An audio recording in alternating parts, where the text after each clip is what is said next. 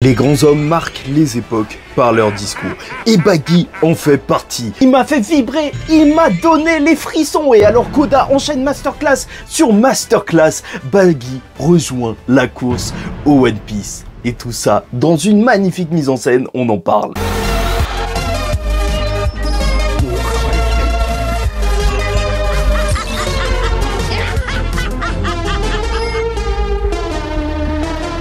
Mesdames et messieurs, ici Chage et on se retrouve aujourd'hui pour la review du chapitre 1083 de One Piece. Allons-y, réclamons-le. Et dès le début, on va voir un Chopper qui mange des nuages et qui va même manger Zeus. Et ça, c'est juste génial. Non, en vrai, on s'en fout littéralement parce que là, Oda, en 3-4 chapitres, il a juste détruit le monde de One Piece. Tout se met en mouvement. Tout le monde va à la recherche du One Piece. Et les fondations même de ce monde sont remises en cause. Que ce soit la marine, la justice, les pirates, tout est en train de bouger. On va commencer directement par le sujet que d'étrave pour ensuite juste être sur le grand Baggy. Puisqu'on va rencontrer pour la première fois les vice-capitaines de l'armée révolutionnaire. Je vais pas m'arrêter sur chacun d'entre eux parce que j'ai pas grand chose à dire, mais il y en a un qui m'a frappé. Un qui m'a frappé par son charisme. Oui, celui avec la tête de vache qui rit. Certains diront que cet homme a l'air fou et d'autres diront que ce n'est pas un homme, mais une vache. Je ne suis pas un homme. Mais purée, il a un truc, j'aime bien sa tête. Après, c'est sûr que c'est intéressant parce que l'armée révolutionnaire, c'est donc des personnes qui font des choses sous le tapis, des choses en dessous, qui font des petites rébellions, donc il est probable même qu'ils aient un traître parmi eux, et celui avec la tête d'œuf là, les crânes d'œuf, j'ai jamais eu confiance en eux, croyez-moi, il y a peut-être un truc avec lui. Ça va encore durer longtemps cette histoire de calvitie. Et on va donc assister au retour de Sabo de Lulusia qui en fait, il regardait juste ça de loin, il s'est pas du tout pris l'attaque et a vu donc ce pays tout entier être détruit alors qu'il était en plein recrutement. Et là, voilà, petit retrouvailles et compagnie, la fille du lait qu'on avait vu dans les histoires d'Ace et qu'on avait vu plusieurs fois lors du manga qui se retrouve donc chez les révolutionnaires, mais là il ne veut parler qu'à deux personnes et va rejoindre le comité spécial les grands hommes, ou en fait Ivankov, je sais pas trop ce que c'est. Je ne suis pas un homme. Mais voilà, il va se retrouver à leur table, Dragon et Ivankov, pour leur révéler la vérité, car elle est bien trop dangereuse et juste le savoir pourrait mettre en danger ceux qui l'apprennent. Et ça y est, il va nous parler de l'incident de Marijoa. Après, il peut se passer des trucs incroyables. Et je sais que bien évidemment, le rêve de certains, c'est que Sabo dise « J'ai vu ta femme, Dragon. Nani ?» Ou que même, ça aille plus loin. « J'ai vu ta femme, Dragon. En fait, je ne suis pas choqué, car je savais déjà qu'elle était là. »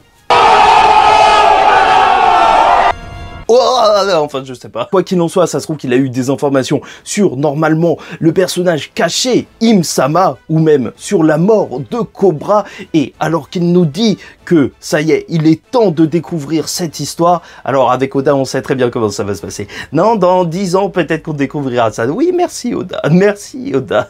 Toujours très reconnaissant envers ce petit. Et parlons maintenant du grand homme de ce chapitre qui est introduit par les marines, puisqu'on va directement apprendre dès le début de ce chapitre la mort de T-Bone, le vice-amiral que certains appréciaient parce que c'était un des vice-amiraux qui n'avait rien sur lui en fait. Quelqu'un d'assez propre qui protégeait les civils, qui se battait contre les pirates. Et voilà, là ça nous montre tout de suite l'ambivalence en fait de la Cross Guild qui certes combattait les marines, et c'est vrai que vu qu'on se trouve dans une histoire de pirates et qu'on suit Luffy, alors on peut se dire parfois que les marines c'est le mal. Un gros méchant! Mais là, Oda te renverse ça, parce qu'il te fait tomber un bon marine, un marine qui est mort, qui était aimé par le peuple et aimé par ses camarades.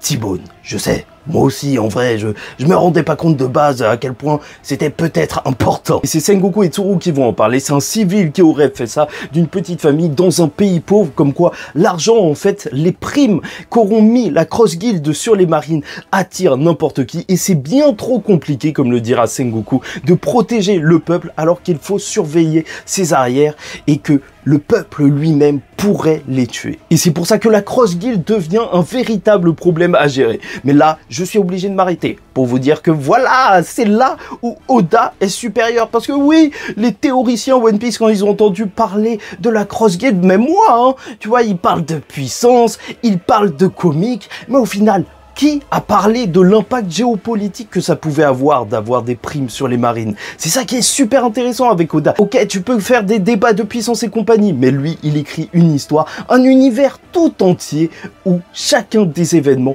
a des répercussions juste énormes sur le monde. Et ça, c'est magnifique. J'aurais jamais imaginé que les primes sur les marines, ce soit pas juste pour comparer, ah ouais, Akainu, il a 3 milliards et Luffy, il a 3 milliards. Vous comprenez ça? Pourquoi on est des journalistes de merde d'après vous?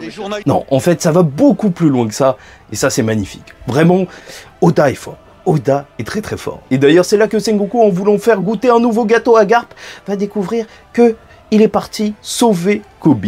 Voilà. Maintenant, revenons sur l'île de Buggy. Au passage, avant d'entamer cette partie, n'hésitez pas à liker ou disliker la vidéo, commenter, donner votre avis en commentaire sur ce chapitre juste incroyable et un Buggy qui rayonne. Et vous abonner si vous n'êtes pas encore abonné. On est dans la saga finale de One Piece. Puisque ce grand homme détestant Shanks va prendre la mer. Est-ce que Kid va le rejoindre vu qu'il se fait one-shot par Shanks? Je ne sais pas. Mais on retrouve directement la personne qui a tué T-Bone aux côtés de Buggy. Ça y est, l'argent a été transféré à sa famille et tu vois vraiment là, même avec le flashback, que cet homme est un homme lambda, un homme qui avait juste besoin d'aide et donc dans un certain sens, comment lui en vouloir? C'est vraiment terrible ce qui se passe dans One Piece là, parce que t'as vraiment cette renversion des normes avec un Buggy qui semble presque héroïque. Quand il l'accueille dans son équipage avec ses hommes qui disent « T'inquiète pas, tout va bien se passer », ça n'a absolument aucun sens. Il vient de tuer un vice-amiral aimé par tout le monde. Mais c'est ça qui est génial. Le renversement des normes. Celui qui pouvait être mauvais deviendra peut-être la justice. Oui, encore une fois, c'est le discours de Doflamingo, mais version Wish. Plus de manichéisme dans cette dernière partie de One Piece. On va vers le trésor, et c'est tout. Et celui qui gagnera deviendra lui-même la justice. D'ailleurs, on va dire à Buggy, ouais, le bateau, il est terminé. Et quand ils vont voir, parce que tout le monde est fan de lui, c'est vrai que c'est un vrai fanatisme qu'il y a dans son équipage, et c'est ça qui fait la force de Buggy. Et c'est pour ça même que Mihawk et Crocodile le gardent, c'est que ces hommes sont des fervents adorateurs de Buggy. Oui, c'est bien plus intéressant de garder Buggy, parce que même au-delà du fait qu'il pourra servir de leurre, au cas où s'il y a un truc qui tourne mal, c'est Buggy qui tombera, non, il a aussi cette énorme influence, tout le monde serait prêt à faire n'importe quoi pour lui. Et ça, que ce soit Mihawk et Crocodile, ils ne pourront pas l'obtenir, cette ferveur, cette envie de les suivre par la force. Et c'est ça qui fait la différence avec Buggy, et qui est incroyable, et on va en parler. Parce que c'est juste génial, tu vas voir Mihawk et Crocodile qui voient le bateau, ils vont péter un câble, ils vont faire bon, on va en réunion. Tu vois la tête de Buggy. Ah, les réunions sont dures. Les réunions sont bon. Ah. Ouais, le monde est méchant. En fait, c'est pas du tout une salle de réunion, c'est une salle de tabassage pour Buggy. Quelle humiliation. Tu vois qu'ils s'en dépris plein partout et Mihawk et Crocodile parlent tranquillement de leur plan. Tout se passe bien, l'influence de la Cross Guild grandit et donc ils se rapprochent de leur objectif qui semble être de créer Utopia. Une terre, peut-être un territoire qui serait indépendant, même militairement et compagnie, puisqu'ils ont besoin pour ça d'avoir une énorme puissance militaire, d'avoir énormément d'influence et surtout de montrer leur puissance. Ah, il y a quelqu'un qui va être content. Oui, s'ils montrent leur puissance, c'est Ryo Sensei qui va être content. Je suis heureux pour lui. Même si on apprendra surtout que Mihawk est level Yonko. Ouais, t'inquiète pas, t'inquiète pas. Non, Et c'est là que Buggy va se rebeller. Shanks a bougé. Et comme il le dira, il était et faisait partie du même équipage que lui. Il faisait partie de l'Oro Jackson. Il était chez Roger. Même si à cette époque, il n'a pas pu aller à Laugh Tale, car il était malade et Shanks a dû s'occuper de lui. Et oui, la théorie du poison et que Shanks, en fait, c'est un traître depuis le début. Il aurait même empoisonné Roger. Théorie de, je sais pas, le Mont Corvo. Non, Henrik 21. Non, un mec dans ses commentaires random. Je sais pas, arrêtez. Bizarre. Bref, il n'était pas là et on a un flashback de Buggy. Un des peut-être meilleurs flashbacks de personnages de One Piece parce que je suis passé d'une personne qui appréciait le personnage de Buggy, qui le trouvait marrant, qui le trouvait cool même à certains moments, qui là, maintenant, le respecte. Il est passé de pitoyable à respectable grâce à ce discours et ce flashback. Car il a toujours dit, en fait, il a vu que la force de Shanks était supérieure, qu'il était bien plus doué que lui. Et c'est là où il a ressenti une trahison. Car lui aimait son capitaine, voulait écouter ses mots et atteindre Laugh Tale, donc atteindre le One Piece. Mais lors de sa mort, Shanks a dit qu'il n'irait pas tout de suite. Et ça a été une véritable trahison pour Baggy. Car pour lui, Shanks était obligé de suivre les traces de Roger. Bon, après, bien sûr que Shanks, peut-être qu'il attendait le réveil de Joy Boy et compagnie, puisque même Toki, elle avait envoyé Kinemon 20 ans dans le futur. Tout semble se corréler pour qu'il se passe quelque chose d'énorme à cette époque bien précise et que Shanks est attendu comme Roger qui disait qu'il était arrivé trop tôt. Voilà, il est attendu le bon moment. Et puis ça, c'est magnifique. Vois à quel point il appréciait même Shanks et Roger, son capitaine. En plus, tu vois son visage tout défoncé avec les larmes et compagnie. Mais en vrai, Baggy est un grand homme. Et c'est pour ça que si Shanks a enfin décidé de se bouger et que maintenant il est possiblement en réalité ou en tout cas dans la tête des gens au même niveau en tant que Yonko, lui aussi il veut rejoindre la course. Lui aussi veut devenir seigneur des pirates. Mais on s'en fout parce que ce fou de Baggy, après avoir été tabassé, il sait qu'il risque la mort. Des hommes bien plus puissants que lui se trouvent devant lui, mais il s'en fiche. Il leur rappelle, n'hésite pas à leur dire, s'ils veulent du pouvoir, de la richesse, de la gloire, pourquoi se limiter? Il y a une solution bien plus simple que tous les plans qu'il pourrait avoir de manière cachée, celle de trouver le One Piece. Trouver le plus grand trésor de tous les temps. Et bon, bien sûr qu'il va se faire tabasser parce que Mihawk et Crocodile ne sont pas ses hommes de main, ils vont pas se battre pour lui, en plus il n'a même pas un seul plan. Est-ce qu'ils vont affronter des Yonko juste par illumination de Baggy? Et ça c'est juste incroyable de voir Mihawk qui dit on va affronter Barbe Noire, Shanks et Mugiwara. Oh là là là. Tu vois, Luffy, maintenant, il fait partie de ces personnes qu'on cite quand on cite les plus grands pirates de ce monde. Ah, franchement, rien que ça, rien que cette petite phrase rend iconique ce chapitre. Ah, Luffy, on est arrivé à ce stade-là. Moi, ça m'a fait énormément plaisir. Mais bref, revenons-en au tabassage. Parce que la tête de Baggy va se retrouver à côté d'un escargophone. Et là, il va nous lâcher un discours plein de passion.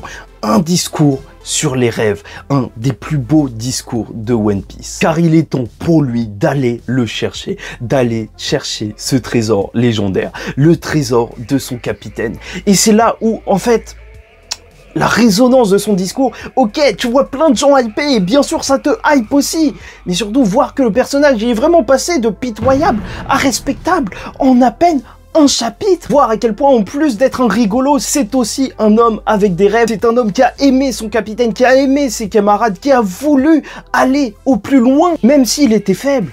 Purée, Baggy a été incroyable. Vraiment, il m'a marqué lors de ce chapitre. Tout ça, même si ils vont probablement le tuer. Mais je terminerai sur ça. Globalement, ce discours m'a impressionné. Peut-être même bien plus qu'un Shanks qui a one-shot un homme à 3 milliards. Car c'est là que la puissance de la narration d'Oda se fait entendre. Quand il nous raconte une histoire. Car sur les mers, les plus grands hommes possèdent bien des qualités. Fruits du démon légendaire, acquis des rois, de l'observation, ce sont des grands combattants. Mais alors que le faux Yonko de la Cross Guild se trouve respectivement avec Mihawk et Crocodile, muscles et cerveau des opérations, Baggy, lui, n'est ni fort ni intelligent, mais est le cœur de ces opérations. Et ce cœur est valeureux. Car si le plus puissant des pouvoirs sur les mers est celui de rassembler les cœurs, Baggy fait partie des plus grands hommes de ce monde.